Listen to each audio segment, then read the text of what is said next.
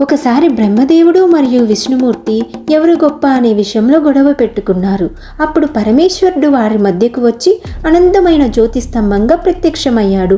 విష్ణుమూర్తి వరాహ అవతారం తీసుకొని కిందకి వెళ్ళి ఆ జ్యోతి అడుగు భాగాన వెతికాడు.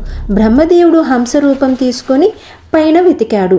ఎంత ప్రయత్నించినా ఆ జ్యోతి యొక్క ఆరంభం అంతం కనపడలేదు. అప్పుడు వారిద్దరూ గ్రహించాడు శివుడే పరమాత్మ అని. ఈ అనంత జ్యోతి రూపంలో శివుడు కార్తీక పౌర్ణమి రోజు ప్రత్యక్షమయ్యాడు. అందుకే ఆ రోజున కార్తీక దీపం వెలిగిస్తారు. అది అంధకారాన్ని తొలగించే జ్ఞానదీపం అని భావిస్తారు. కార్తీక మాసంలో శివుడి యొక్క 3వ నేత్రం నుండి 6 అగ్ని చుక్కలు వచ్చాయి. ఆ చుక్కలను అగ్నిదేవుడు తీసుకొని 6 కృతికా దేవతల వద్ద ఉంచారు. ఆ యొక్క శక్తితో శిశువు జన్మించింది. దేవతలు ఆ శిశువుని పెంచి 6 ముఖాలతో ఉన్న ఒక బాలునిగా తీర్చిదిద్దారు.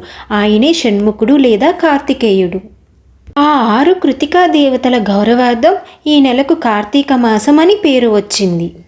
కార్తీక మాసంలో ప్రతి సాయంత్రం దీపం వెలిగించడం అత్యంత పవిత్రమైనది. ప్రత్యేకంగా తులసి చెట్టు ముందు, శివాలయం, నదీ తీరాల వద్ద దీపాలు వెలిగిస్తారు. హర హర మహాదేవ్.